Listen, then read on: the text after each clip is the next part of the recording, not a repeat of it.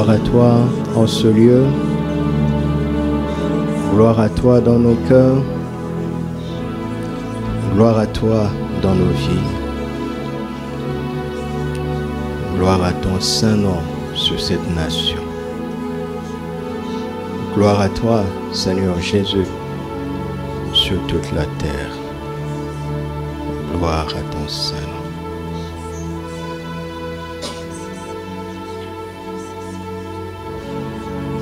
Parle-nous, Seigneur.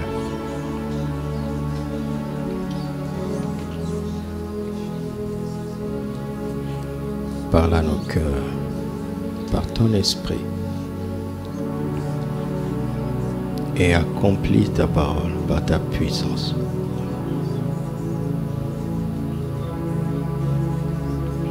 Parle de tes disciples. Nous sommes prêts à t'écouter. Merci Père. Au nom de Jésus. Amen. Gloire à Dieu. Alléluia. Demande à ton frère s'il a déjà son torrent. Montre-lui ton torrent si tu l'as. Donc le torrent du mois d'avril, c'est ça? Du mois d'avril est prêt par la grâce de Dieu. Alléluia. Hier, c'était notre première expérience du pouvoir à changer de main, n'est-ce pas? Il y a le pouvoir de Jésus dans nos mains. Il y a le pouvoir de Jésus dans mes mains. Parce que votre manière de dire Amen... Donc, je ne veux pas m'engager pour vous si vous êtes si froid. Donc, il y a le pouvoir de Jésus dans mes mains. Merci Seigneur. Alléluia. Donc ce temps-là, c'est pour nous enflammer en vue du témoignage. Ok? Le pouvoir a changé de main, c'est pour nous enflammer, nous, en vue du témoignage. Au dehors. C'est très important. Amen. Si nous ne faisons pas ça, l'insensibilité concernant le salut des autres est quelque chose qui s'installe naturellement. Toi et moi, dans la chair, avons tendance à penser à nos propres besoins. Vous entendez? Si on ne réveille pas l'Église, si on ne demande pas au Saint-Esprit de nous réveiller régulièrement pour le témoignage, personne ne le fera. Témoigner, le zèle pour le témoignage n'est pas quelque chose de naturel. Ce qui est naturel, c'est de nous sentir concernés par nos propres besoins. Ça, c'est normal. On n'a pas besoin d'être réveillé pour ça. N'est-ce pas? N'est-ce pas? Et donc, ce moment-là, c'est pour ça. Si le Seigneur t'a touché hier, si t'a rempli hier, ce qu'il a donné hier, ce n'était pas pour toi. C'était pour quelqu'un qui attend dehors, quelqu'un qui souffre dehors, quelqu'un qui crie dehors. Il y a quelqu'un qui t'attend et qui m'attend dehors. Est-ce que vous recevez ça? C'est ça le but de ce programme. La profondeur appelle la profondeur, ça c'est pour nous-mêmes. Parce que Dieu, il veut nous utiliser sans nous user. D'accord? Dieu veut se servir de nous sans nous exploiter. Il veut que nous soyons des instruments entre ses mains pour le besoin des autres, mais il veut aussi s'occuper de nos propres besoins. Amen. Alléluia. Et dans la parole de Dieu, il faut connaître Dieu, il faut comprendre le caractère de Dieu. Le caractère de Dieu est celui-ci. Il commence d'abord par se servir de toi pour les autres, avant de s'occuper de toi. Amen. Vous m'entendez? Ne résistez pas à ça. Dieu ne changera pas. Il a dit qu'il ne change pas, non? Il est le même. Ce n'est pas toi qui vas le changer. Tu peux jeûner 72 jours, il reste le même. Il s'appelle Rabbi. Il ne change pas. Vous m'entendez? Ne luttez pas avec ça. Vous perdez votre temps. Si vous attendez que Dieu agisse en vous, Dieu agisse pour vous. Avant d'agir à travers vous, laissez tomber. Vous êtes déjà disqualifié. Vous m'entendez? Est-ce que vous m'entendez? Ne perds pas ton temps à vouloir renverser les choses. Le caractère de Dieu est comme ça. Je peux vous citer vous voyez cette simple déclaration que je fais, ça peut devenir mon sermon de tout de suite. Je peux commencer depuis Adam jusqu'à toi aujourd'hui. Pour vous montrer que le caractère de Dieu est comme ça. Pourquoi? Parce qu'il veut nous sauver de la folie et de l'égoïsme. Vous connaissez les enfants gâtés? Vous connaissez les enfants gâtés? Ceux que les parents ont peur de corriger, de discipliner dans la vie. Vous savez ce qu'ils deviennent, non? Ils deviennent des poisons pour la société. Dieu ne veut pas que toi et moi nous soyons des poisons pour la société. Il ne veut pas que nous soyons des enfants gâtés. Alléluia. Amen. Si je devais attendre que Dieu s'occupe de moi d'abord, vous n'aurez même pas de pasteur. Vous n'aurez pas un prédicateur aujourd'hui. En tout cas, ce serait quelqu'un d'autre. Mais je le connais. C'est comme ça qu'il fonctionne. Mais il nous aime. Vous m'entendez? Personne ne t'aime comme Jésus. Dis à quelqu'un, personne ne t'aime comme Jésus. Alors son comportement avec toi, c'est exactement ce dont tu as besoin. Dis-le, dis-le.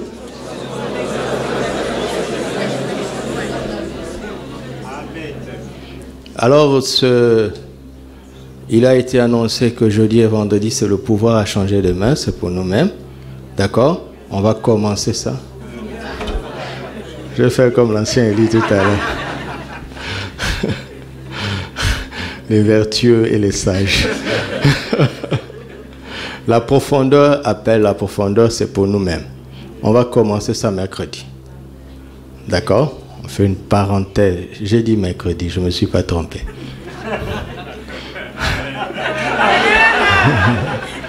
Donc, mercredi, je vais enseigner sur les différents points de contact qui sont dans les Écritures. Pour attraper ton miracle, il y a des points de contact spirituels.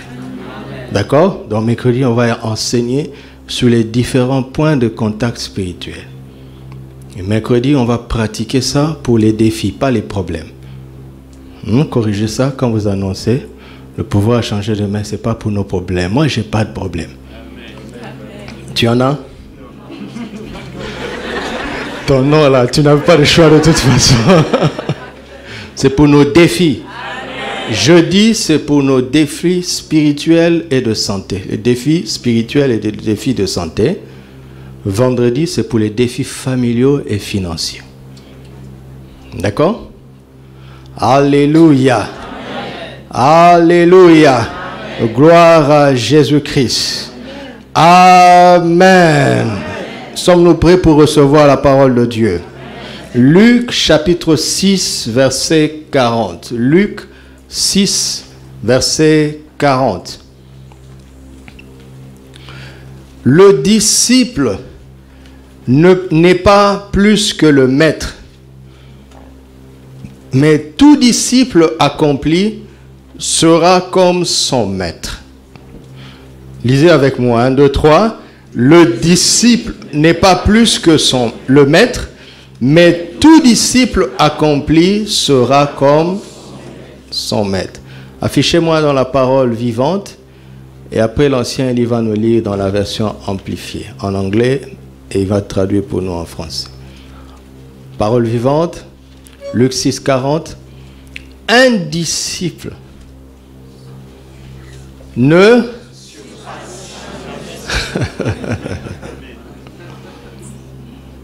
Vous êtes déçus, hein? Vous avez le projet de dépasser votre maître? Remplaçons le maître par Jésus. Comment tu vas faire?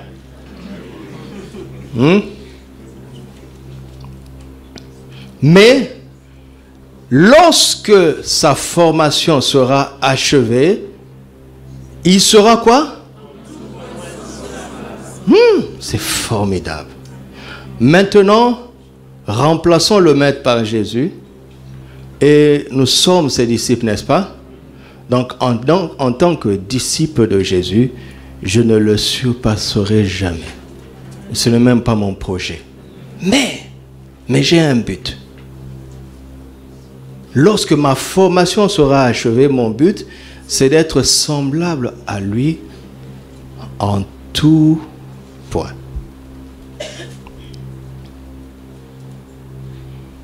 Écoutez ça en anglais, vas-y. En version amplifiée. Ok, la version amplifiée classique.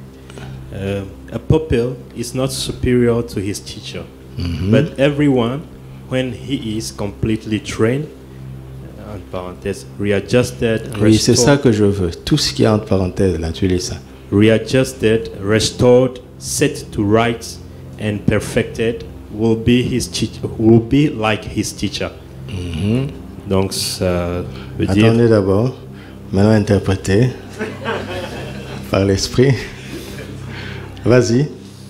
Un élève n'est pas supérieur à Son enseignant. Mais chacun ou bien toute personne, quand il est complètement entraîné, entre parenthèses, réajusté, restauré, mis dans le bon niveau, set to rights, et perfectionné, sera comme son enseignant. D'accord. Donc quand il est entraîné, réajusté, d'accord, réorienté, redirigé, hein, établi dans tout ce qui est juste, donc perfectionné, en ce moment-là, il sera comme son maître. Alléluia. C'est Jésus qui l'a dit, n'est-ce pas?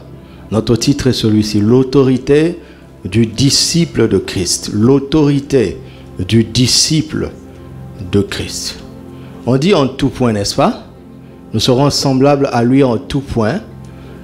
Nous devons donc nous entraîner, le laisser nous former dans tous les points de sa personnalité, de son caractère, de sa sagesse, de sa puissance.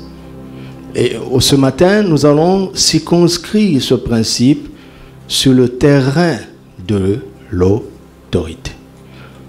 Amen.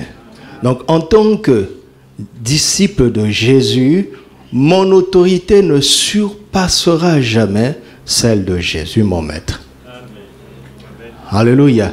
Mais lorsque ma formation sera accomplie, mon autorité sera exactement la même que la sienne. Est-ce que je me trompe? Est-ce que je me trompe?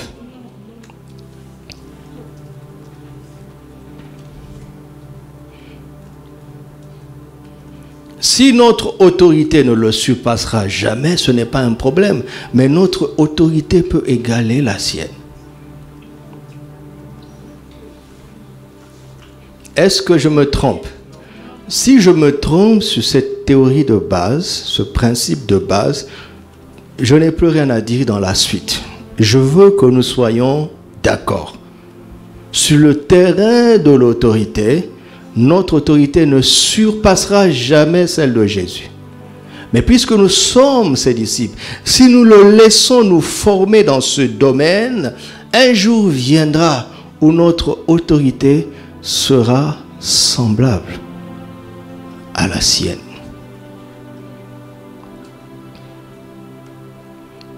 Alléluia. Alléluia.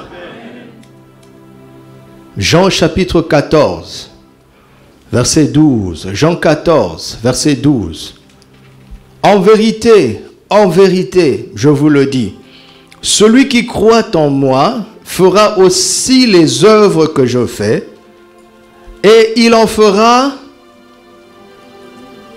quoi? Il y a une raison. Pourquoi? Parce que je m'en vais au Père.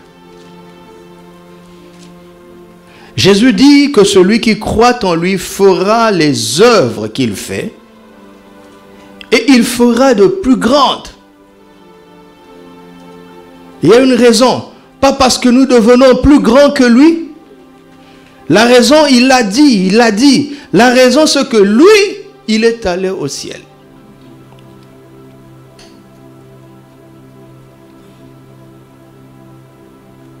Et il poursuit en disant, et tout ce que vous demanderez en mon nom, je le ferai. Afin que le Père soit glorifié dans le Fils. Si vous demandez quelque chose en mon nom, je le ferai. Alléluia.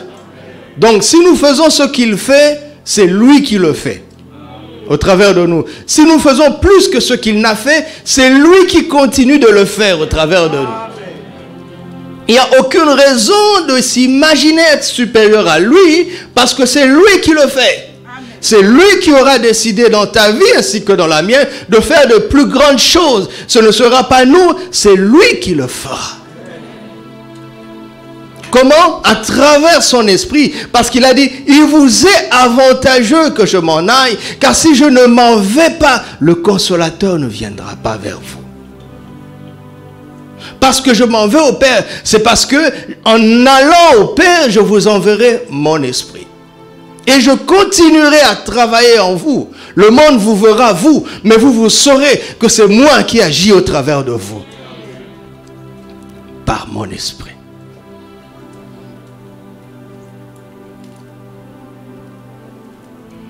Alléluia.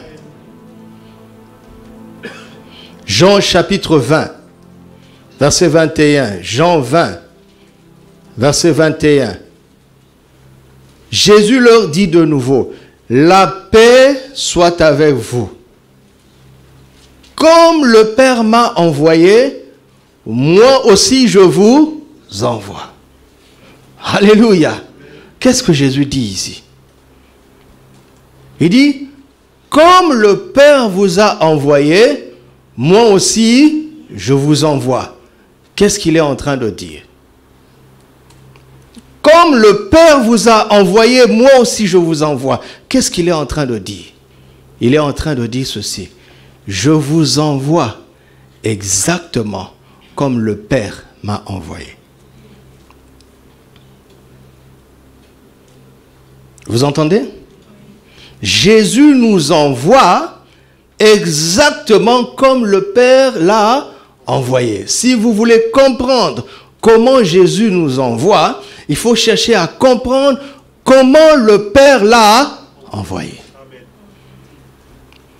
Alléluia. Amen.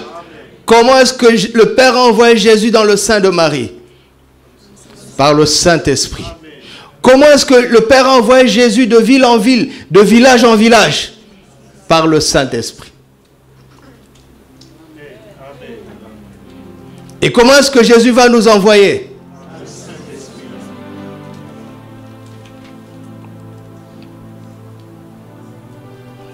Comme, vous savez, en réalité, nous n'avons pas de destinée. Nous n'avons pas de ministère. Nous n'avons pas de mission. Nous partageons la destinée de Christ. Nous partageons le ministère de Christ. Nous partageons la mission de Christ. Vous entendez ça? Si ton ministère est en dehors de Christ, tu ne sers pas le Père.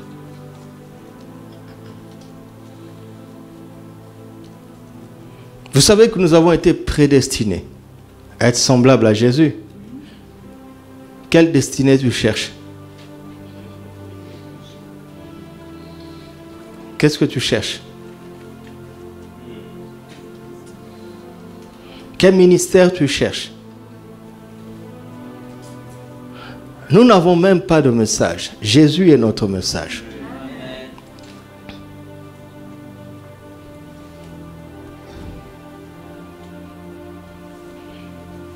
Alléluia.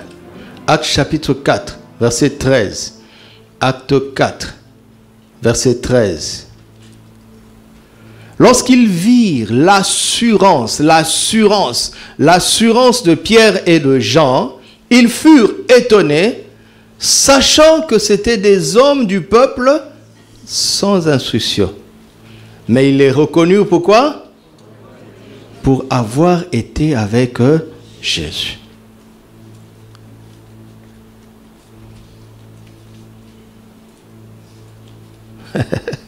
Il voit l'impact de Jésus dans la vie de cet homme sans instruction.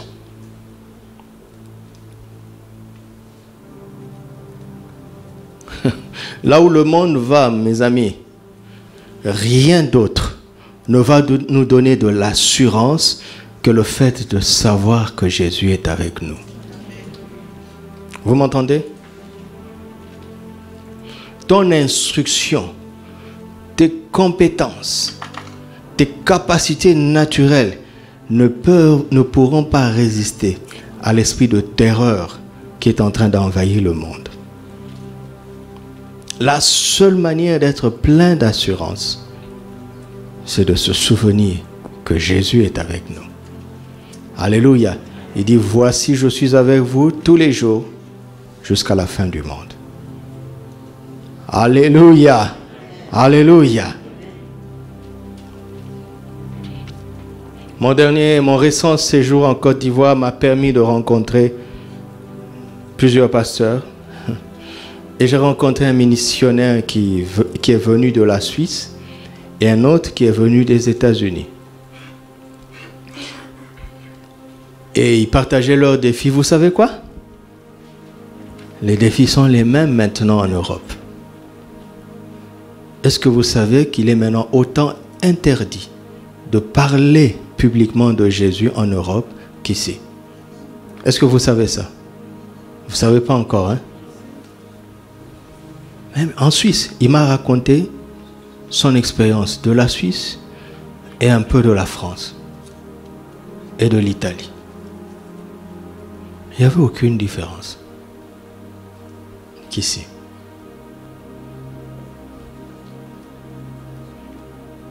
Celui des États-Unis, même chose. C'est un peu sournois, mais ça va vraiment vers là.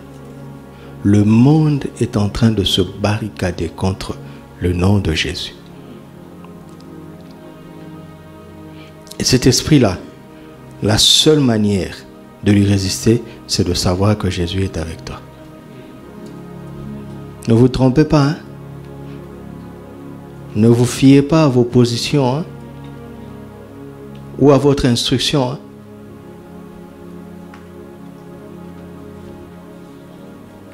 Mais entre eux, ils s'entendent. Vous avez remarqué, non? Ils s'entendent. Ils se reçoivent officiellement. Vous entendez, non? Vous comprenez, non? C'est étrange. Mais quand tu lis la Bible, tu comprends que ce n'est pas étrange. Le moment est venu d'être à fond avec Jésus. D'être un disciple à 1000% de Jésus, parce que nous aurons besoin de son autorité dans ces temps de la fin. Vous m'entendez? Alléluia. Amen. Mais l'autorité, on s'y entraîne. L'exercice d'autorité est quelque chose dans lequel on s'entraîne. N'est-ce pas? N'est-ce pas? Il dit un disciple accompli sera comme son maître. Donc le maître conçoit que l'on ne soit pas encore comme lui. Mais il souffre de voir qu'on n'est pas comme lui. Alors il a mis en place un système de formation pour nous emmener à parvenir au même niveau d'autorité que lui. Alléluia. Voici comment il a fait ça, entre autres. Matthieu chapitre 10. Matthieu chapitre 10, verset 1. Je vais lire le verset et après je vais dire un certain nombre de choses. Matthieu 10, verset 1. Puis, ayant appelé qui? Ses 12 disciples. Il leur donna quoi? Le pouvoir de chasser les esprits impurs et de guérir quoi? Toute maladie et toute infirmité. Il leur a donné ce pouvoir. Il leur a donné. Verset 5. 5 à 8. Tels sont les 12 que Jésus envoya après leur avoir donné les instructions suivantes. N'allez pas vers les païens et n'entrez pas dans les villes des Samaritains. allez plutôt vers les brebis perdues de la maison d'Israël. Allez prêcher et dites, allez prêcher et dites, le royaume des cieux est proche. Guérissez les malades, ressuscitez les morts, purifiez les lépreux, chassez les démons. Vous avez reçu gratuitement, donnez. Vous savez, si c'était moi qui avais écrit, je mettrais ressusciter les morts à la fin. N'est-ce pas? N'est-ce pas? Je mettrais chasser les démons au début. Parce que c'est le plus facile. Rien n'est facile ou difficile pour le Seigneur. Ça se mélange, c'est pas grave. Alléluia. Ressusciter un mort n'est pas supérieur au fait de guérir un malade. Face au nom de Jésus, il n'y a pas un plus grand problème ou un plus petit problème. Le nom est tellement grand, peu importe le défi. Ce que nous avons à faire, c'est de nous focaliser vers le défi qui est devant nous. Ne tourne pas le dos aux sourds qui sont devant toi, espérant ressusciter les morts. Qu'est-ce que tu cherches en fait? Qu'est-ce que tu cherches? Ne tourne pas le dos aux démons qui sont devant toi, aux personnes qui sont malmenées par les esprits impurs devant toi. Tu le vois par leur comportement. Ils se comportent comme des animaux alors qu'ils sont des humains. Tu tournes le dos à cela et tu veux guérir les cancers. Qu'est-ce que tu cherches en fait? Qu'est-ce que tu cherches? Ne tourne pas le dos aux gens qui vont en enfer, espérant purifier les lépreux. Il n'y a rien à faire. Tout ce que nous avons à faire, c'est d'exercer notre autorité face aux défis qui se présentent à nous. Alléluia. Et celui qui ressuscite un mort n'est pas supérieur à celui qui guérit de la fièvre, s'il le fait au nom de Jésus. Jésus a guéri aussi de la fièvre, non? N'est-ce pas? Voilà. Tout ce qui dérange les hommes dérange le Seigneur. Rien n'est négligeable.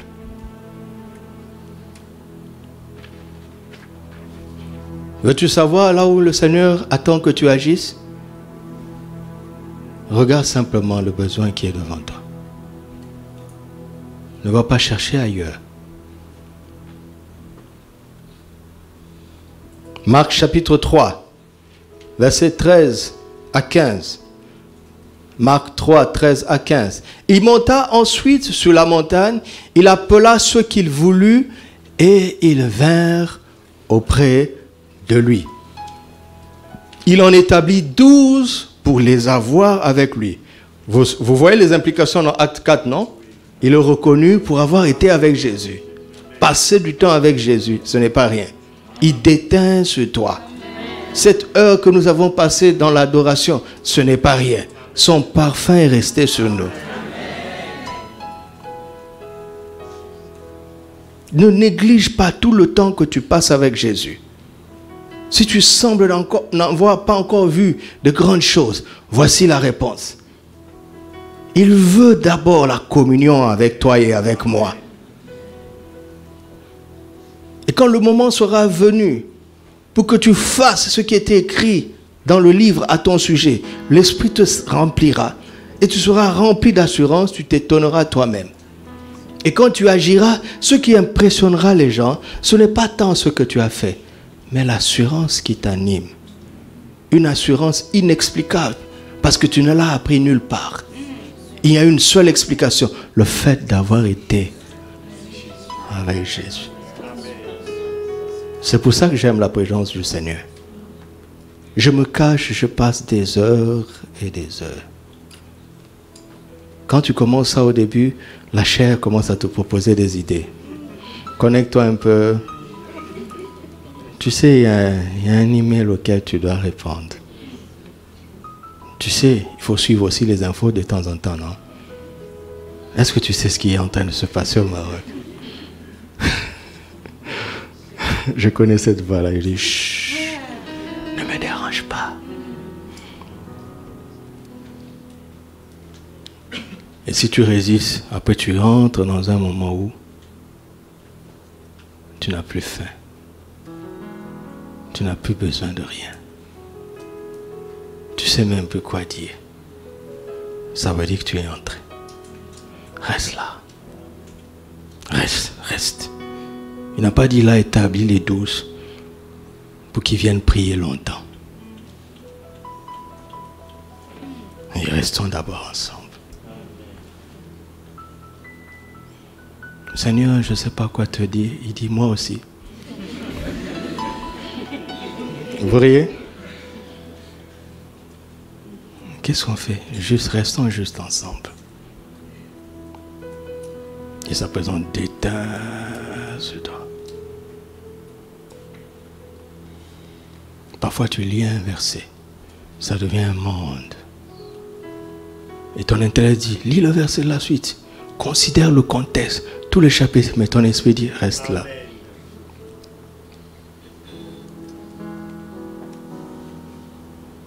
Et quand tu sors de là, tu veux maintenant résumer ce que tu as accompli. Tu es étonné de la quantité des choses que tu as apprises. Et tu te demandes, mais quand est-ce que je l'ai appris? Il n'y a pas de quand. Parce que c'est le cerveau qui fonctionne avec le temps. L'esprit est dans l'éternité. Tu ne sais pas quand est-ce que tu l'as appris. Tu es juste avec lui. Et qu'est-ce qu'il donne à ceux qui aiment sa présence? Verset 15. Et pour les envoyer. Avec le pouvoir de... Avec le pouvoir de... Voilà. Pour les envoyer. Pour les envoyer. Hein. N'oubliez pas le verbe envoyer. Oui, le pouvoir est magnifique, mais n'oubliez pas le verbe envoyer. Continuons. Luc chapitre 6. Versets 12 et 13. Luc 6, 12 et 13. En ce temps-là, Jésus se rendit sur la montagne pour prier. Et il passa toute la nuit. À faire quoi? À faire quoi? Vous avez entendu? Vous avez entendu? Prier Dieu, ça veut dire quoi? Prenez tous les autres passages qui parlent de la prière. Tout ce que vous demanderez. Faites en tout temps par l'Esprit toutes sortes de prières et des supplications. C'est pas ça. Vous entendez? C'est prier Dieu. Prier Dieu, ça veut dire quoi?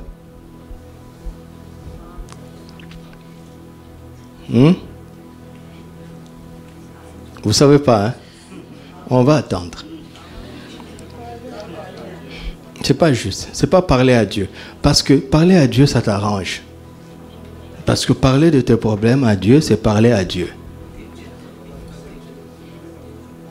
Écoute, c'est pas écouter Dieu. C'est pas demander l'aide de Dieu. Prier Dieu, ça veut dire quoi? Prier, ça veut dire quoi?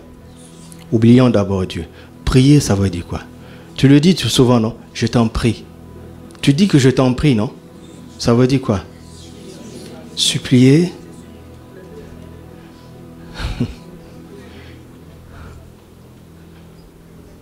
Prier Dieu.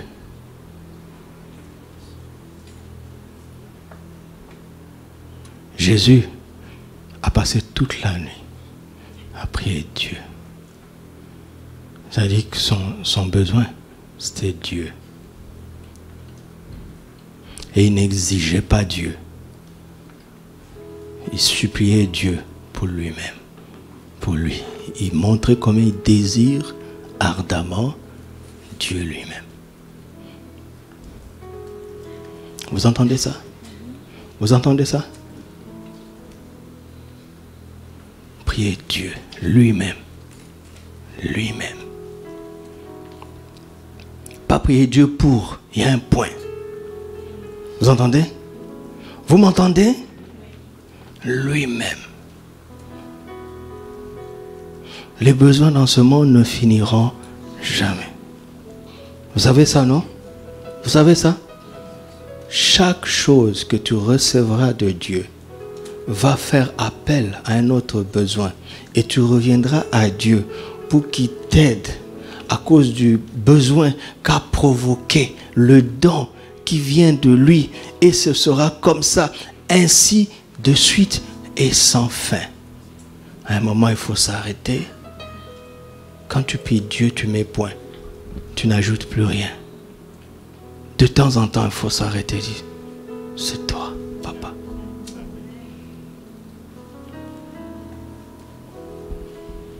Verset 13.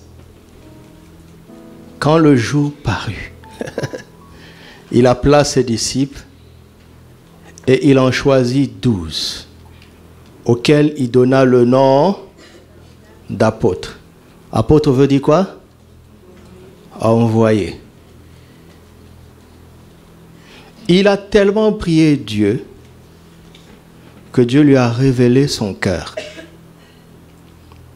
Et il a compris quelle est la mission de Dieu. Qu'est-ce que Dieu attend de lui? D'accord? Et parce qu'il a compris ça et il a accepté cela, Dieu lui a dit, je vais te donner de l'aide. Écoutez-moi très bien. À chaque fois que tu accepteras de te mettre au service de Dieu, c'est Dieu qui dira qu'il n'est pas bon que tu sois seul. Ce n'est pas un message sur le mariage. Parce que Adam dans le jardin avait une mission qu'il a acceptée et qu'il a accomplie.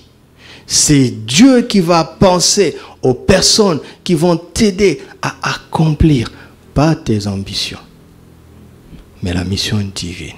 Ce que tu as vu dans le cœur du Père, si tu l'acceptes, Dieu va t'envoyer les personnes qui vont t'aider à accomplir cette mission. Il a établi 12 personnes qu'il a envoyées. Le mot apôtre veut dire envoyé. Ça veut dire missionnaire. Quelqu'un à qui l'on confie une mission. Alléluia. Chapitre 10, verset 1. Luc 10, verset 1. Après cela, le Seigneur désigna encore, vous voyez, en plus de 12, il désigna encore 70 autres disciples et il les envoya 2 à 2 devant lui dans toutes les villes et dans les lieux où lui-même devait aller. Il a compris ce que Dieu voulait faire dans certains endroits. Et Dieu lui a dit, c'est à travers toi que je veux le faire.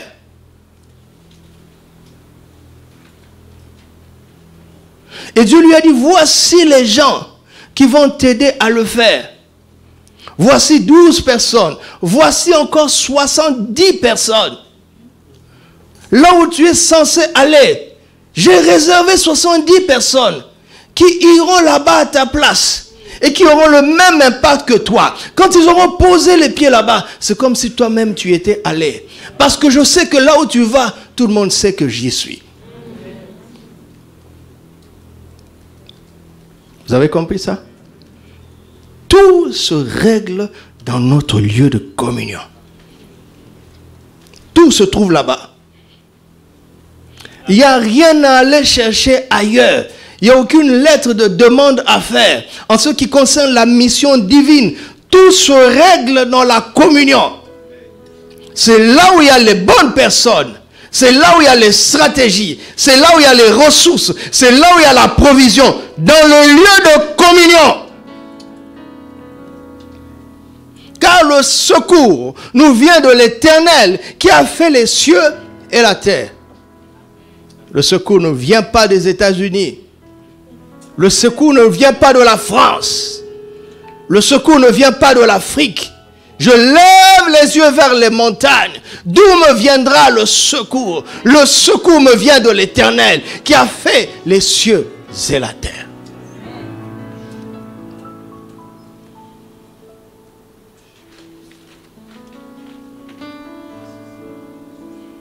Verset 17. Les 70 revinrent avec joie, disant, Seigneur, les démons même nous sont soumis en ton nom. Alléluia. Alléluia. Ils sont étonnés de voir l'impact qu'ils ont eu là où Jésus les a envoyés. Alléluia. Alléluia.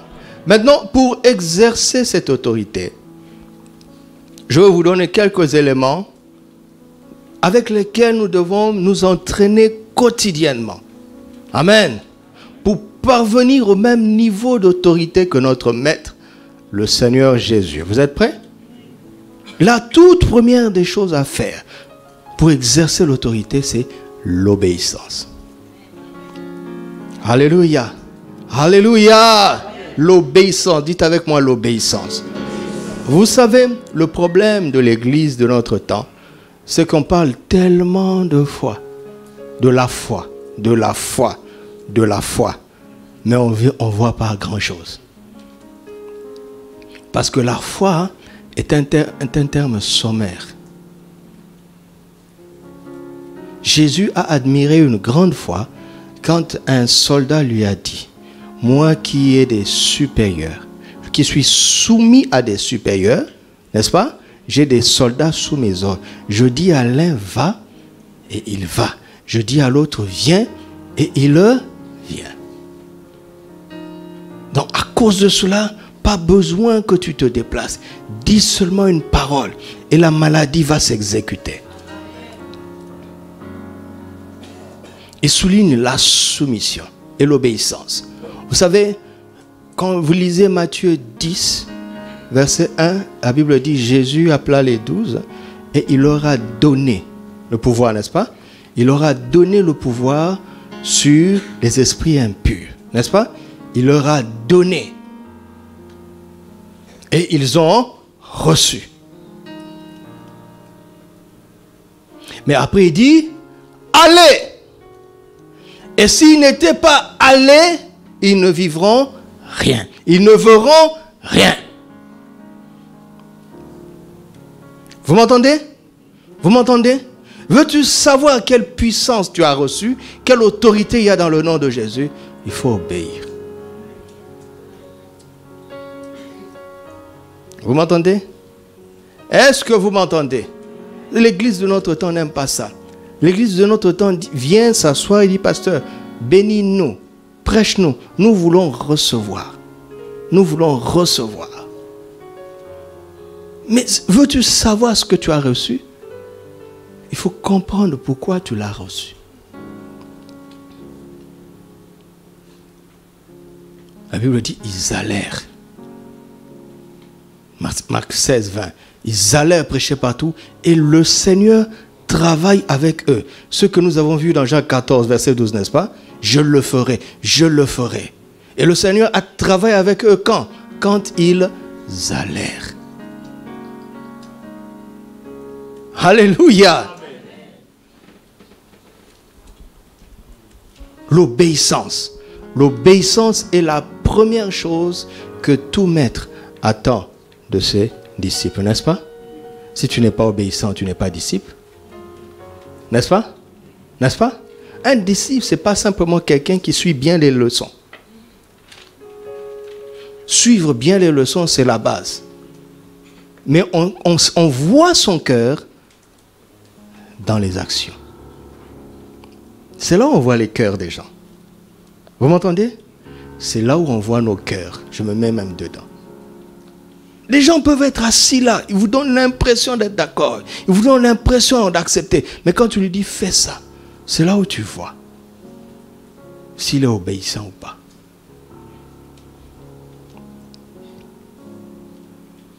Vous m'entendez? La toute première des choses à faire pour exercer son autorité, c'est d'obéir. Alléluia. C'est d'obéir, mes amis. C'est d'obéir. Celui qui n'est pas obéissant, c'est disqualifier lui-même de l'exercice de l'autorité de Christ. Amen. Quelqu'un veut obéir? Quelqu'un veut avoir un cœur obéissant? Alléluia. La deuxième chose à faire, c'est la prédication la proclamation et le témoignage. Il dit, allez, prêchez et dites. N'est-ce pas? Vous avez vu ça, non? Dans Matthieu 10:5. Allez, prêchez et dites. Allez, ça montre l'obéissance. N'est-ce pas? Prêchez et dites. S'il avait dit prêcher, ça suffit seulement. Ça suffit déjà, n'est-ce pas? N'est-ce pas? Parce que quand tu prêches, tu parles. Non. Jésus sait ce qu'il est en train de dire. Il dit, prêche et dis. Parce que quand tu prêches, n'est-ce pas? Tu annonces ce qui est écrit. Quand tu dis, c'est toi qui parles.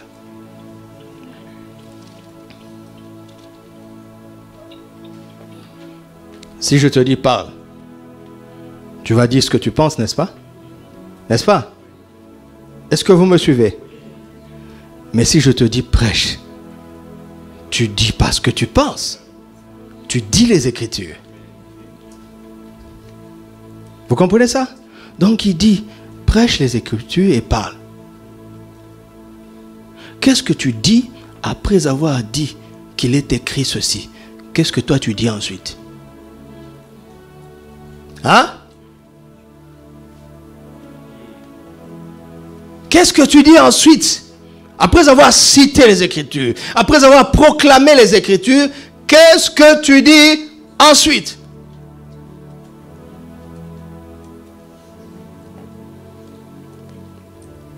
Il faut arriver à un point où les gens qui t'écoutent, ils voient que tu n'as rien d'autre à dire que ce qui est écrit.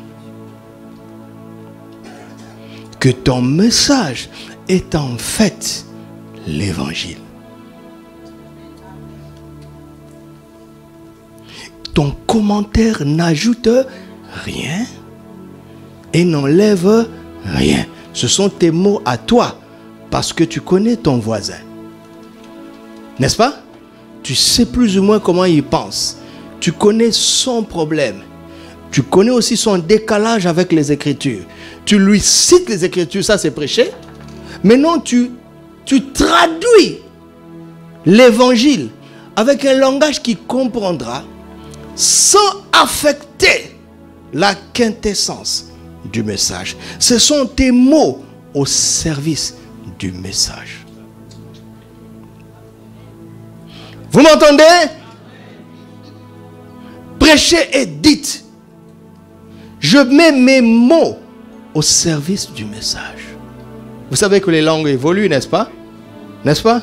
Il y a un écart entre ce que nous lisons dans Louis II et notre français d'aujourd'hui. N'est-ce pas? Alors je vais aider les gens avec le français d'aujourd'hui, avec le contexte d'ici. Je vais les aider à comprendre ce qui est écrit. Mais je ne commence pas par ce que je dis. Je commence par prêcher. Parce que l'autorité se trouve dans le message. Et je me mets au service du message pour enlever les incompréhensions, les hésitations, les doutes. Je prêche et je dis. Vous entendez ça? Vous entendez ça? Il dit, vous recevrez une puissance. Le Saint-Esprit survenant sur vous et vous serez mes témoins, n'est-ce pas? Témoigner, ça veut dire quoi? Témoigner, ça veut dire quoi? Témoigner, ça ne veut pas dire j'étais malade et je suis guéri. Non, non, non. Ça, tu racontes ce que tu as reçu. Vous m'entendez? Vous m'entendez? Témoigner, j'étais malade.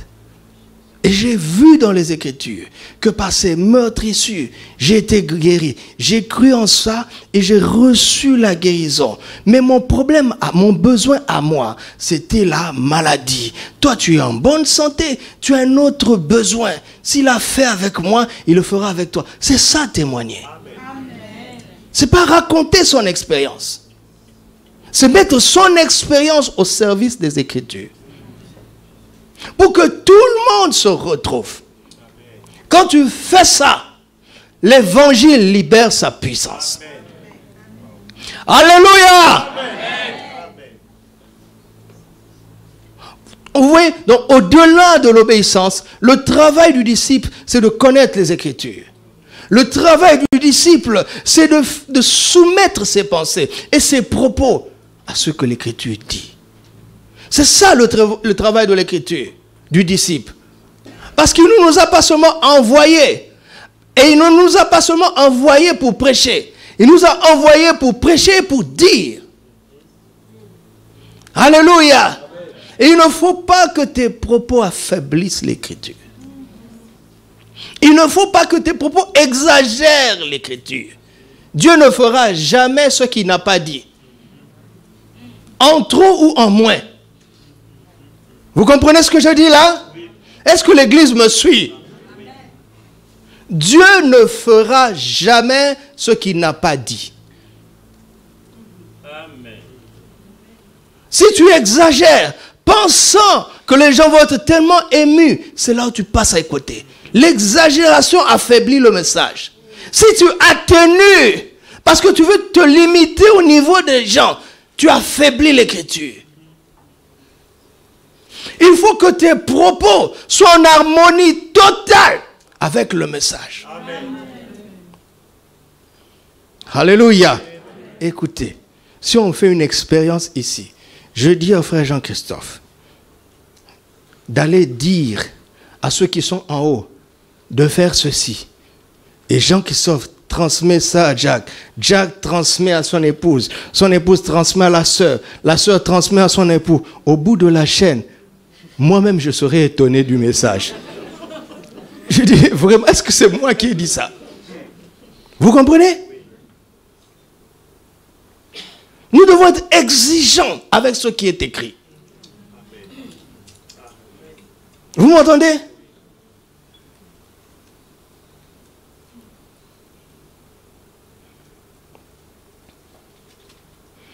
J'allais dire, nous devons être le plus proche possible des Écritures, mais c'est faux. Nous devons être dans les Écritures.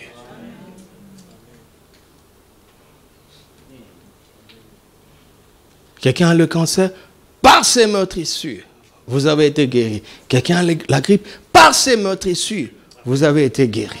Vous avez un boiteux, au nom de Jésus, lève-toi et marche. Que ça se produise ou que ça ne se produise pas, l'Écriture ne change pas.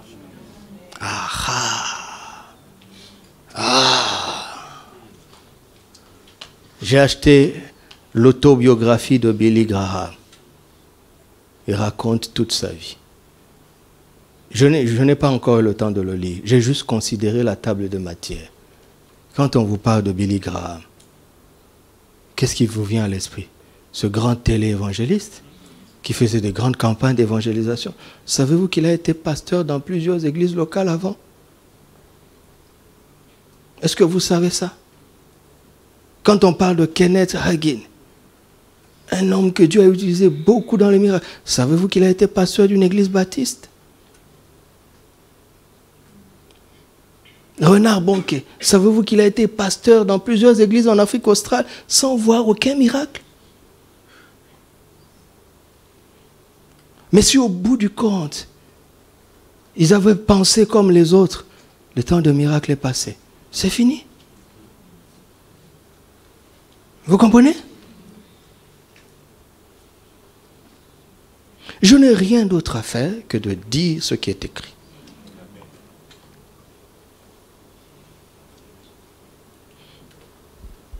Alléluia. L'autorité du disciple s'exerce premièrement par, deuxièmement par la prédication, la proclamation et le témoignage. Regardez, regardez. Satan vient tenter Ève. Il dit, Dieu a-t-il réellement dit, et dans ses propos, il tord déjà le message, que vous ne mangerez pas de tous les arbres du jardin? Satan ne respecte pas les Écritures. Regarde la réponse de la femme. Elle dit un peu de ce que Dieu avait dit et beaucoup de ce que Dieu n'avait pas dit. N'est-ce pas? N'est-ce pas? Quand vous faites ça, Satan se frotte les mains. Des siècles plus tard, dans le désert, il vient vers Jésus. Si tu es fils de Dieu, transforme ces pierres en pain. Jésus dit quoi? Il est écrit. Il cite les Écritures sans commentaire. Vous entendez ça? Vous entendez ça? Est-ce que vous entendez ça? Je me sens seul, alors qu'est-ce que je fais? Tu as dit, je suis avec vous tous les jours, donc je ne suis pas seul. Je me sens en danger. Celui qui est en moi est plus grand que celui qui est dans ce monde. Je ressens des symptômes. Si l'esprit de celui qui a ressuscité Jésus d'entre les morts habite en moi, celui qui a ressuscité Christ d'entre les morts rend la vie maintenant à mon corps mortel. Et je reste là, je tiens ferme. C'est comme ça qu'on résiste à Satan, n'est-ce pas? Avec une foi ferme.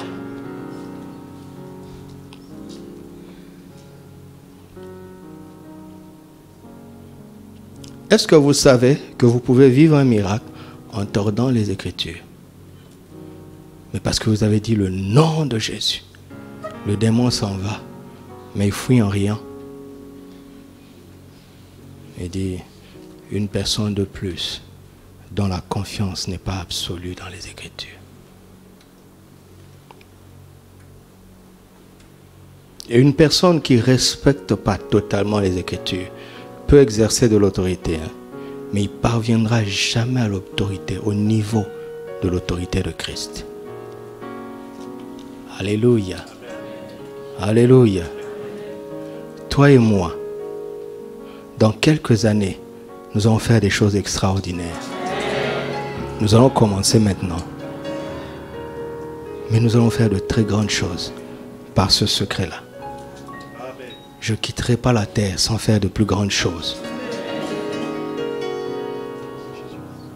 Et je ne peux pas me compromettre. Jamais. Jamais. Tu n'es pas à 100% avec Jésus. Je n'ai rien à faire avec toi. Même si tu es l'homme le plus aimé au monde. Je ne peux pas faire ça. Je ne peux pas. Mon cœur est malheureux si j'ose.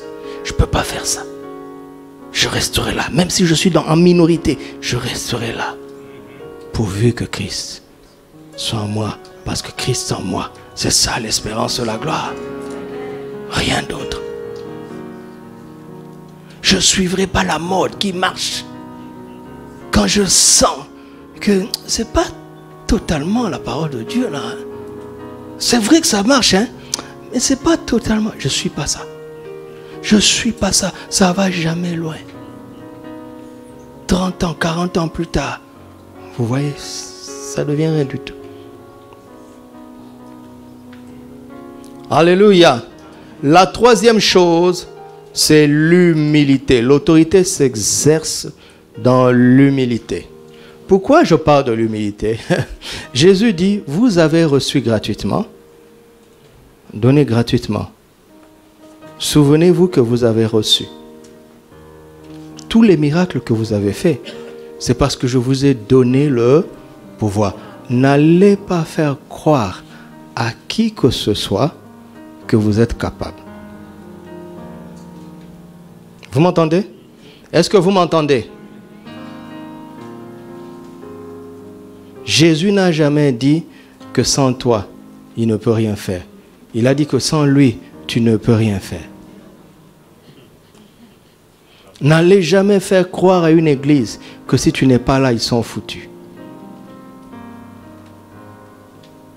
Parce que si tu es en train de faire quelque chose, tu l'as reçu.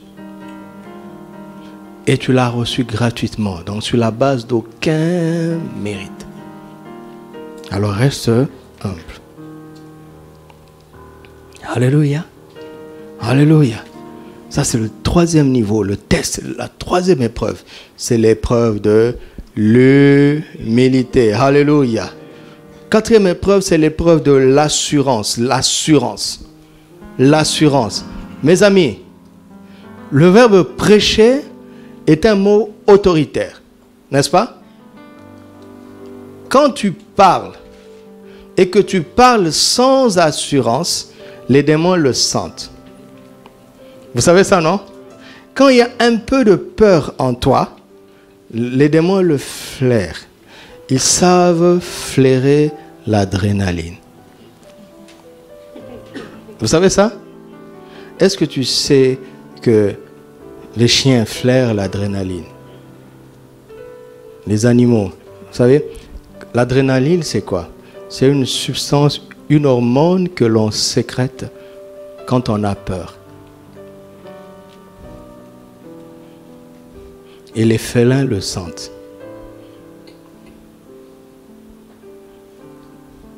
Dites-moi, si un chien peut sentir que tu as peur, à plus forte raison un démon.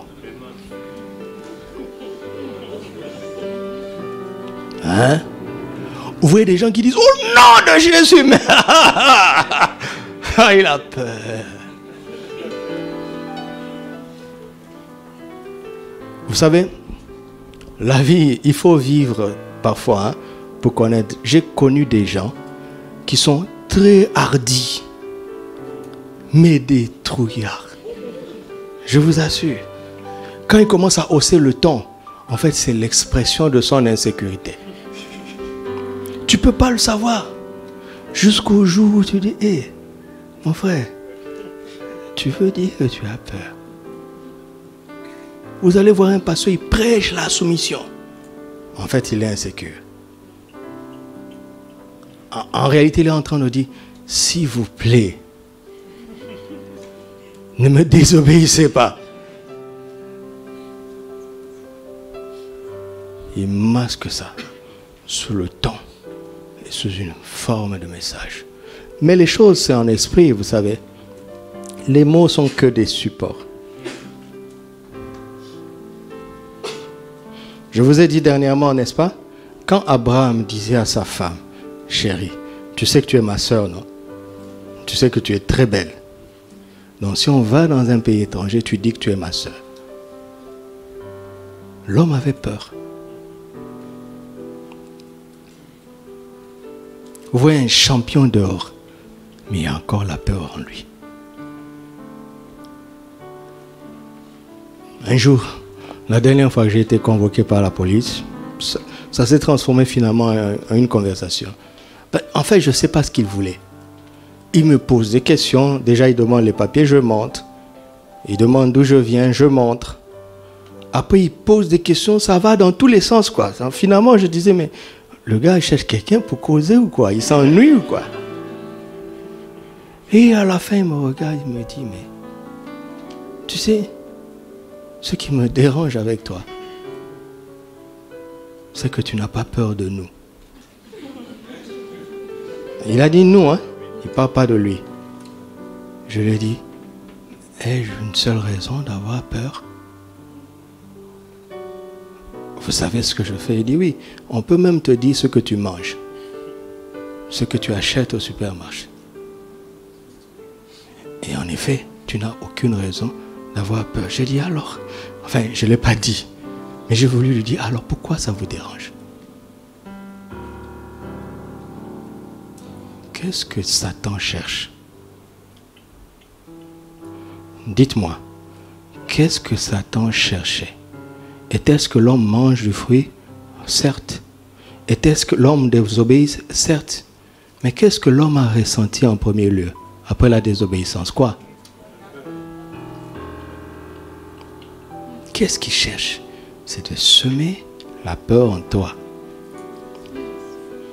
Parce que la peur paralyse la foi. Et vous savez, l'autorité, ce n'est pas la force, n'est-ce pas? La force dépend des muscles, n'est-ce pas? Ou bien des moyens que tu as. L'autorité, c'est juste une question d'attitude. Regarde le policier, quand il lève la main.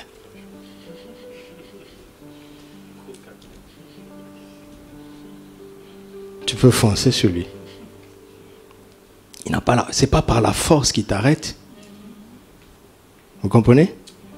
Mais c'est par l'autorité. C'est par l'autorité que nous arrêtons les démons. Et c'est par l'autorité que nous arrêtons la maladie. L'assurance, l'assurance. Alléluia. L'assurance. l'assurance. Ils sont venus dire à Jésus, mais comment n'avons-nous pas pu chasser ce démon? Vous le trouvez dans Matthieu 17. Matthieu 17, à partir du verset... Vous connaissez la parole, 19 à 21. Jésus dit quoi? C'est à cause de votre incrédulité. Et il poursuit, dit, mais ce genre de démon, ce genre de démon ne peut sortir que par la prière et le jeûne. Quand vous voyez qu'il y a des problèmes d'incrédulité en vous, qu'il y a la peur en vous, retirez-vous dans la prière et dans le jeûne. Demandez au Saint-Esprit d'enlever ça, de vous débarrasser de la peur, de vous débarrasser du doute, de vous débarrasser de l'incrédulité. Parce qu'il y a des genres de démons qui sont plus rusés que d'autres. Ils peuvent vous intimider. Demandez à Timothée. Paul avait besoin de rappeler à Timothée qu'il a reçu l'esprit de force, d'amour et de sagesse. Et il lui dit de ranimer l'esprit qu'il a reçu. C'est à lui de ranimer ça. Parce que Christ a déjà donné le pouvoir, c'est à nous de l'entretenir. C'est à nous de le ranimer. Alléluia. Et le jeûne et la prière sont importants pour ça. Vous m'entendez? Parce qu'il y a des genres de démons qui se mettront sur notre chemin. Ils savent qu'ils sont vaincus. Mais ils sont plus rusés que ceux que nous avons vaincus facilement. Ils vont vouloir nous intimider. S'il y a encore un peu de peur en toi, tu vas t'arrêter. Et si tu as connu l'échec sur ce terrain-là, va pratiquer le jeûne et la prière. C'est un secret.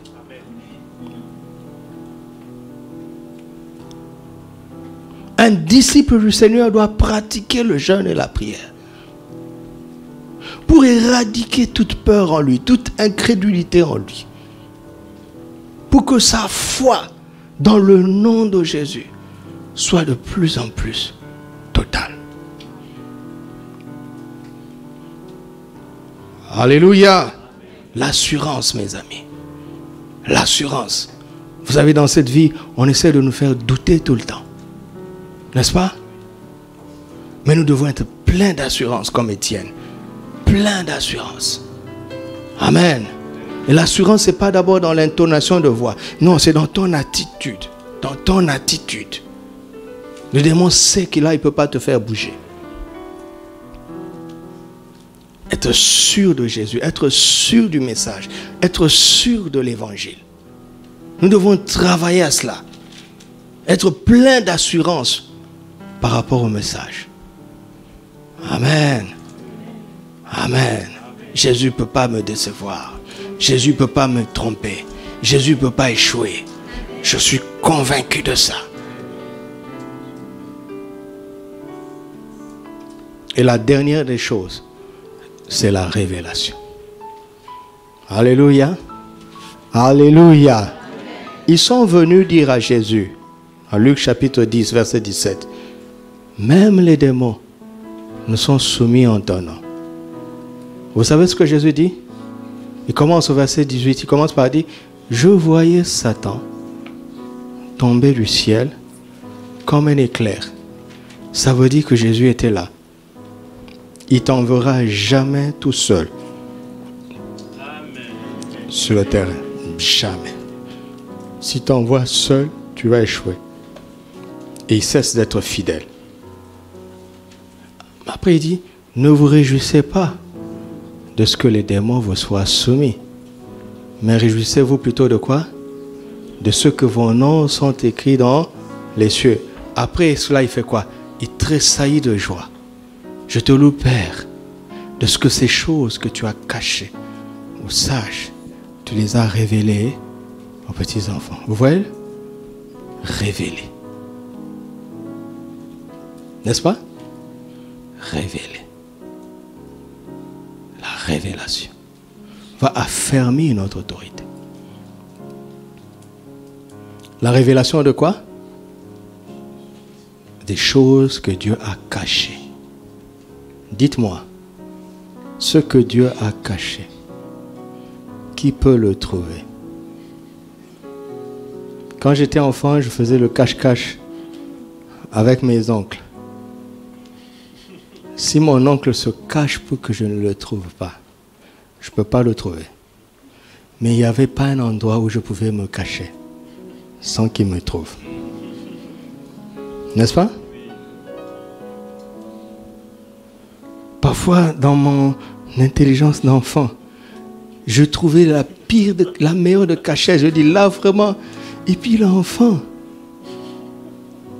il se cache à un endroit où on ne peut pas le trouver. Puis il dit, tu vas voir, tu ne vas pas me trouver. Mais la voix, qu'est-ce qu'on peut le mettre?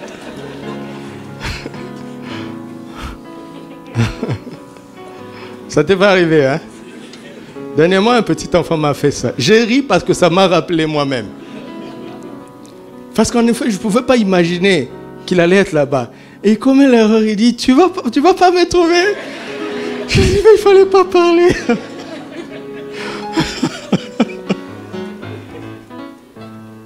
Des choses que Dieu a cachées.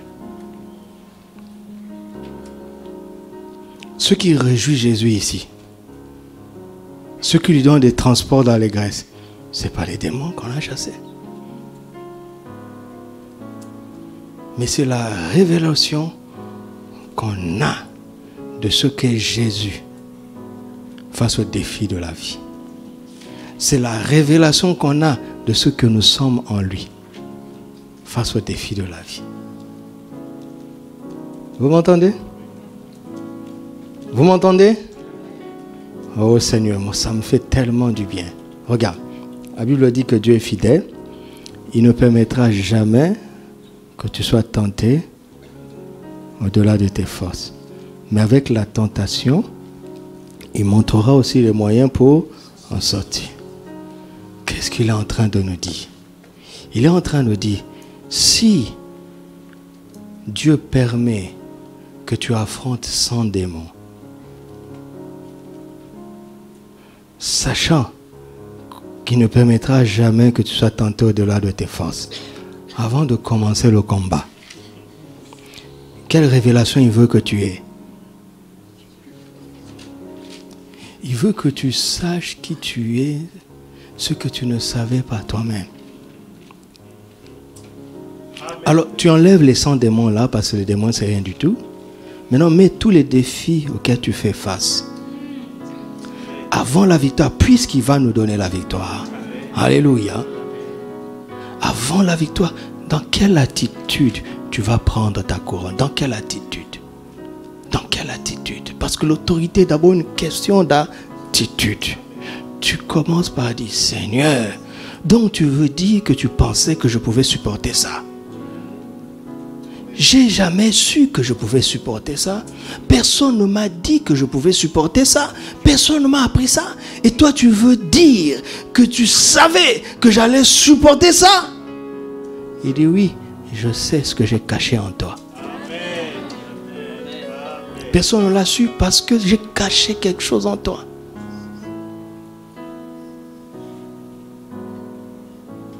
Et pourquoi vous réjouissez-vous pour si peu? J'avais un but, que vous appreniez quelque chose. Et vous voyez ça dans les épîtres. Nous sommes assis avec Christ. Christ est assis à la droite du Père, au-dessus de toute domination, de toute autorité, de toute principauté. Et dans Ephésiens 2, il dit, il nous a ressuscités ensemble avec lui et il nous a fait asseoir avec lui afin de démontrer l'infinie richesse de sa grâce. Il n'a plus besoin de dire que nous sommes au-dessus. Vous me suivez? Oui. Regarde, si le frère est assis au-dessus de tout et qu'on dit que je suis assis en lui, on n'a pas besoin de me dire que je suis assis au-dessus de tout. Je dois avoir la révélation de la position que je partage avec lui. Dieu a caché ça.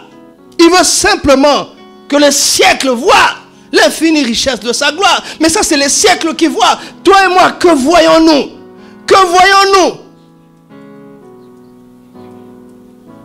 Je ne peux pas admettre que Satan soit au-dessus de moi. Je ne peux pas. Je peux tomber, pleurer. Je veux me relever. Je ne peux pas faire autrement. À moins que je sorte de Christ. Je ne peux pas envisager que je vais échouer dans la vie. Je ne peux pas dire que je suis foutu le lendemain. C'est impossible. Christ en moi, c'est l'espérance de la gloire. Je ne sais pas comment ça va se faire. Mais je ne peux pas imaginer le pire. Je ne sais plus faire ça. Ce n'est pas parce que j'ai lu. C'est parce que j'ai la révélation de ce qui est écrit.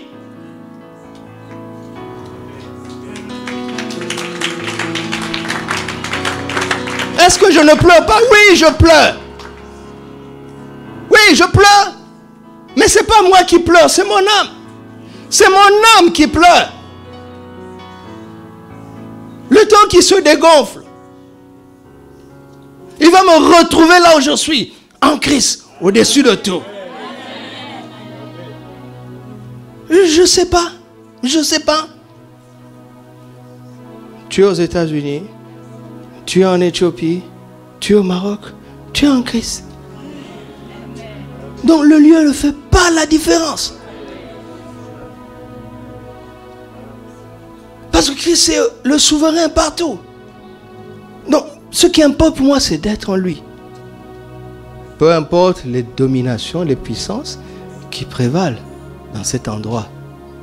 Moi, je suis en Christ. Et Christ est au-dessus. Que la révélation est importante. Alléluia. Regardez. Oh Seigneur, regarde. Il y a la révélation de l'Ancien Testament. Invoque-moi, je te répondrai. Je te montrerai des choses cachées que tu ne connais pas encore. C'est bien.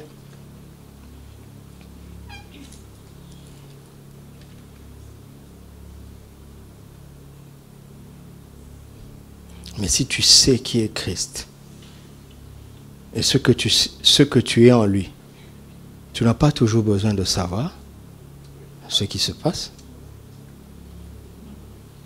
Hein? Si tu as 1 milliard, les problèmes de 10, tu peux les résoudre. Les problèmes de 100, tu peux les résoudre.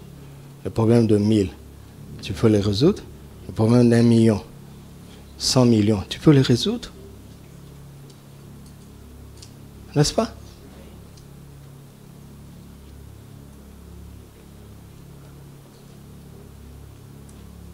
C'est pour ça que je ne vous entraîne pas à aller voir les diables, à aller voir ce qui se passe dans la famille.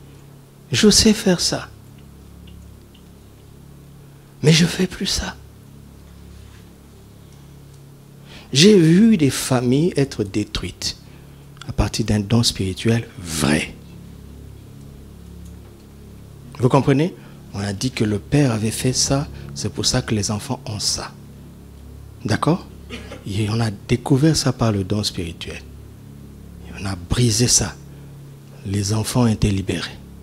Mais la famille s'est disloquée.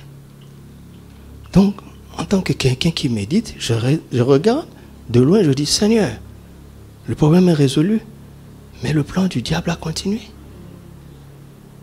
Non? Non?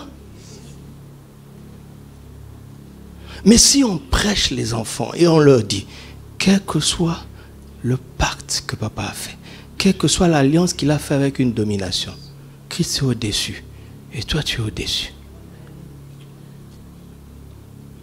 Vous allez voir, les résultats sont différents. Écoutez-moi, je sais faire ça, hein? Mais je ne fais plus ça. Et je ne veux pas entraîner le peuple que vous êtes en ça. Parce que je sais tout ce qui se passe autour.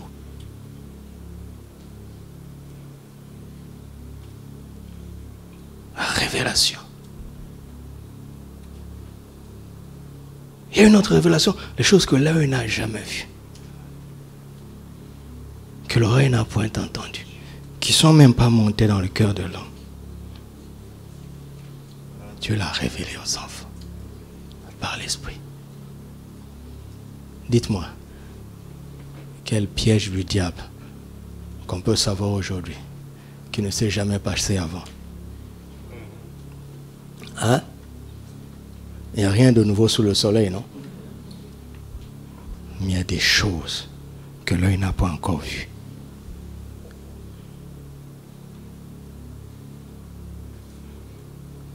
C'est là où on entre dans l'autorité de Christ. Alléluia. Alléluia.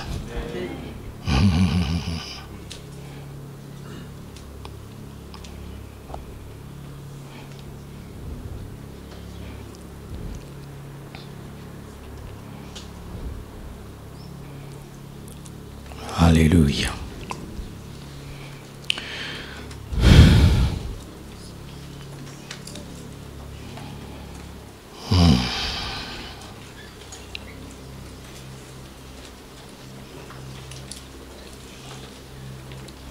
Père, au nom de Jésus, je prends maintenant autorité contre tout esprit impur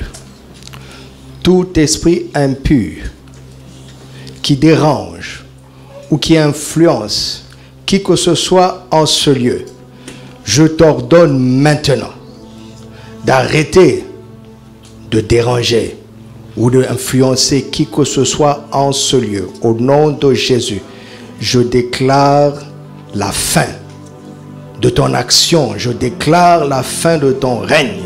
Je déclare la fin de ton influence maintenant. Au nom de Jésus, esprit impur, je déclare la fin de ton influence dans les vies maintenant au nom de Jésus. Je le déclare dans le nom de Jésus. Esprit impur qui perturbe le sommeil de mon frère ou de ma soeur, je déclare maintenant ta fin. Esprit d'étourdissement, je déclare maintenant la fin de ton influence, de ton action. Esprit d'étourdissement, tu libères maintenant au nom de Jésus. Tu n'as plus d'emprise, tu n'as plus de pouvoir, tu n'as plus d'influence sur personne en ce lieu. Esprit de terreur, esprit qui veut semer la peur. Maintenant, je déclare la fin de ton action. Maintenant, je déclare l'échec de tout ce que tu as semé dans les pensées. Maintenant, j'annule, j'anéantis tout ce que tu as fait jusque-là. Je l'annule maintenant dans l'autorité du nom de Jésus. Ton règne est fini maintenant. Ton règne est fini maintenant. Esprit impur qui pousse à des actions impures, aux pensées impures. Ton règne est fini maintenant. Enlève toutes tes saletés. Plie bagage maintenant. Va-t'en avec tes saletés et tes impuretés maintenant au nom de Jésus. Esprit impur, je brise ton action maintenant dans l'autorité du nom de Jésus. Esprit d'infidélité, ton règne est fini. Esprit d'infidélité, ton règne est fini. Maintenant, tu libères, tu dégages dans l'autorité du Christ Jésus. Ton règne est fini. Tu enlèves ta saleté. Esprit de médiocrité,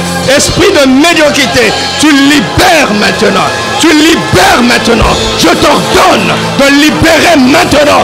Esprit de médiocrité, tu libères maintenant. Dans le nom de Jésus. Esprit de médiocrité, tu libères maintenant. Tu libères. Esprit d'infirmité, tu plies bagage maintenant. Dans le nom de Jésus. Handicap, tu disparais. Infidélité, infirmité, tu disparais. Paralysie, tu disparais. Faiblesse, tu disparais de tout genre. Maintenant, je mets un terme à ton règne dans l'autorité de Christ Jésus. Dégage maintenant. Esprit de rébellion, esprit de contradiction, je me lève contre toi, je te réprime maintenant, dans l'autorité de Christ Jésus. Esprit de mort, je te réprime maintenant dans l'autorité de Christ Jésus. Esprit de mort, je te réprime. Esprit de mort, je te réprime. Esprit de mort, va-t'en avec ton cercueil. Va-t'en avec ton cercueil. Maintenant, plie bagage. Va-t'en avec ton cercueil. Je proclame la vie. Je proclame la vie. J'appelle maintenant des cieux l'action puissante de l'esprit de vie en Christ Jésus. J'appelle maintenant l'action puissante. Voleur, tu dégages. Voleur, tu dégages maintenant. Voleur, tu dégages. Toi qui dérobes, tu dégages. Destruction, tu dégages. J'appelle la vie en abondance au nom de Christ Jésus. J'appelle la vie en abondance. Manque, je te parle maintenant. Esprit de manque, je te parle maintenant. Esprit de vide, je te parle maintenant. Tu m'entends maintenant. Tu libères au nom de Christ Jésus. Esprit de manque, esprit de manque, esprit de pauvreté, tu libères maintenant.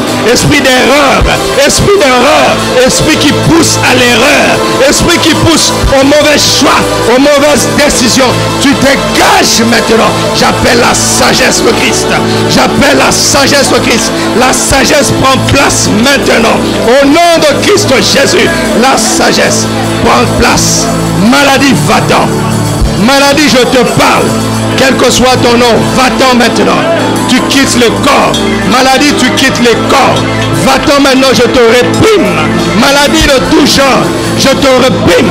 Je n'ai pas besoin de connaître ton nom. Je te réprime. Dysfonctionnement dans les organes, je te réprime. Au nom de Jésus, je purifie le sang maintenant. Le sang est purifié. Au nom de Jésus, j'appelle de nouveaux organes dans les ventres, dans les seins. Au nom de Jésus, je parle aux oreilles. Je dis, ouvrez-vous. Au nom de Jésus, oreilles, ouvrez-vous. Je parle aux yeux. Rétablissez-vous. J'appelle une nouvelle acuité visuelle. Maintenant, dans le nom de Jésus, problèmes dentaires, vous êtes résorbés maintenant. Les problèmes dentaires sont résorbés dans le nom de Jésus. Problèmes de gencives, les gencives qui saignent, ça s'arrête maintenant. Au nom de Jésus, problème de carie, s'arrête maintenant. Au nom de Jésus, j'appelle une nouvelle dentition. Ton problème de mâchoire est résolu maintenant. Rhumatisme, dégage. Rhumatisme, dégage. Au nom de Jésus, faiblesse musculaire, tu t'arrêtes maintenant. Au nom de Jésus, faiblesse musculaire, tu t'arrêtes maintenant. Au nom de Jésus, je parle aux organes. Je parle aux organes. Soyez réparés maintenant. Que les organes soient réparés. Dans le nom de Jésus, lenteur psychique. La lenteur psychique s'arrête maintenant. J'annule maintenant l'effet de la peur. Désespoir, tu t'en vas. Esprit de désespoir, tu t'en vas maintenant au nom de Jésus. Esprit de désespoir, tu t'en vas maintenant. Esprit d'inquiétude, tu t'en vas maintenant. J'appelle la foi. J'appelle la foi. J'appelle la foi. J'appelle la foi. J'appelle la foi. J'appelle la foi. Au nom de Christ Jésus, j'appelle la foi. Oh, Shadaria Kont. Oh, Ramantera Kosante Bara. Ramaya Sirago Shadaraka. Yente Baora Sandekaba. Limande Tabrosi Karabako. Rende Kabo Shaterede. Rakadi Maseria. Orande Kadebo Sakada. Ikabo Rande Kashe. Rekebo Sandereda. Ragababa Baba. Manifeste ta puissance, Seigneur. Manifeste la puissance de l'évangile. La puissance du nom de Jésus. La puissance du sang de Jésus. La puissance du Saint-Esprit est dans ce lieu. La puissance du Saint-Esprit. La puissance de l'évangile. La puissance du sang est dans ce lieu. Au nom de Jésus. Au nom de Jésus. Au nom de Jésus. Alléluia. Alléluia.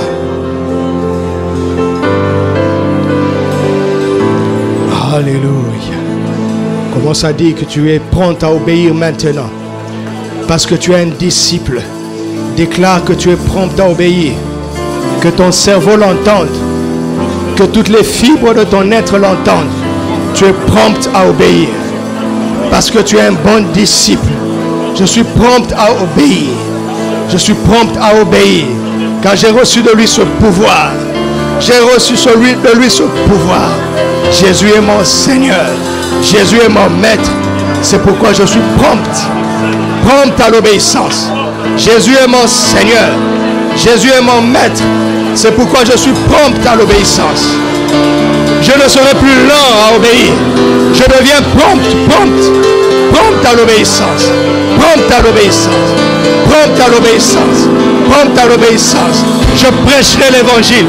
Je proclamerai l'évangile. Je témoignerai de l'évangile. Je prêcherai, je dirai. Ma parole ne sera autre que ce qui est écrit. Que ce qui est écrit. Je dirai les Écritures avec mes mots, sans enlever quoi que ce soit, sans ajouter quoi que ce soit. Je dirai les Écritures avec mes mots. Je prêcherai et je dirai. Je prêcherai et je dirai. Je prêcherai ce qui est écrit et je le dirai tel que c'est écrit. Tel que c'est écrit. Tel que c'est écrit. Et face au résultat, je resterai humble.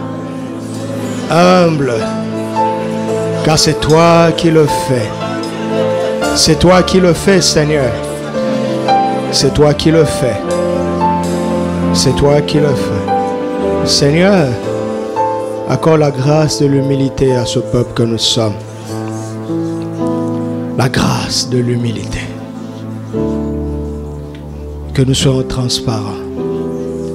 Qu'on te voit toi à l'œuvre. Que l'on reconnaisse que tu es avec nous. C'est tout ce que je veux qu'on puisse voir.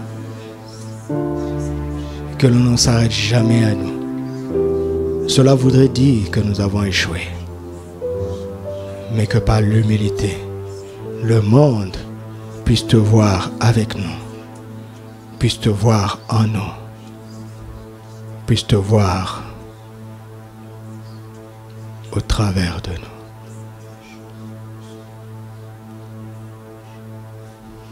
Seigneur, il y a des raisons différentes en ce lieu qui fait que nous avons plus ou moins de l'assurance par rapport à ton nom et à la puissance de l'évangile, à l'autorité que tu nous as donnée par le Saint-Esprit. Je prie pour ce peuple. Harmonise l'assurance que nous devons avoir de toi, Seigneur.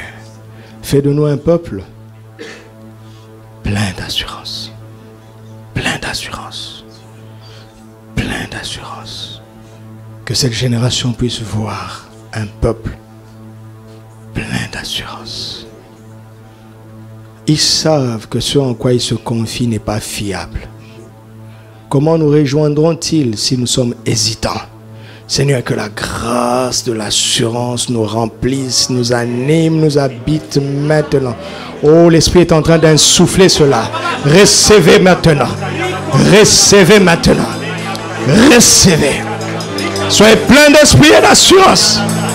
Oh, alléluia.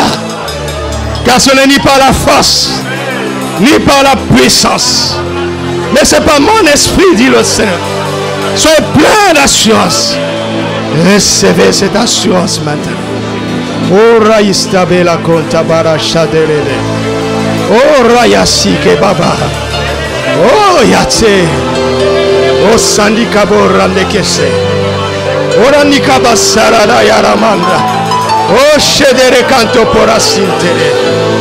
Oh, Jésus est au-dessus de tout. Tout pouvoir t'a été donné dans les cieux et sur la terre.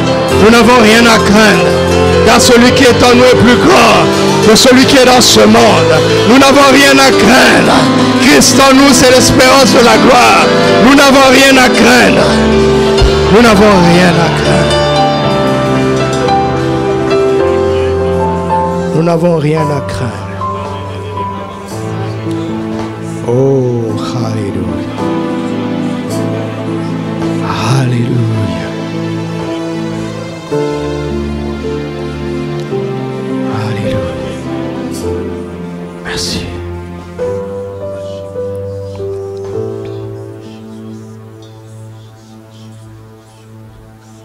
Nous allons prendre part à la table du Seigneur avec la foi qui va nous ouvrir les yeux.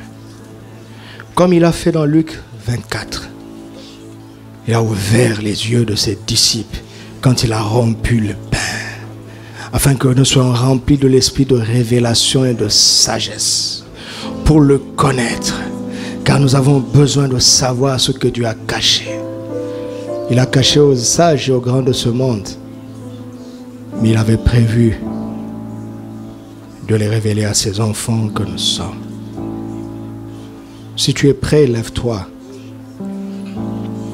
Les frères qui sont au service vont autour de la table.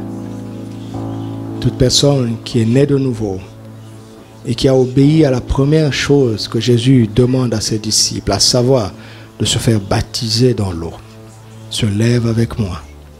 Nous allons faire cette proclamation. Et je vous dis, au-delà de ce que vous pouvez ressentir avec vos 5 sens, en prenant ce pain et cette coupe de la nouvelle alliance, le sang précieux de Jésus, vous entrez dans une autre dimension de révélation. Alléluia.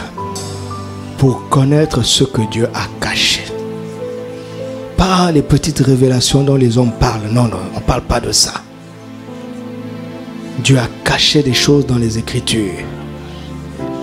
Et il me donne la grâce d'une nouvelle révélation maintenant. Dites avec moi, Père, je te rends grâce de m'avoir convié à cette glorieuse table. Ce repas t'a tout coûté.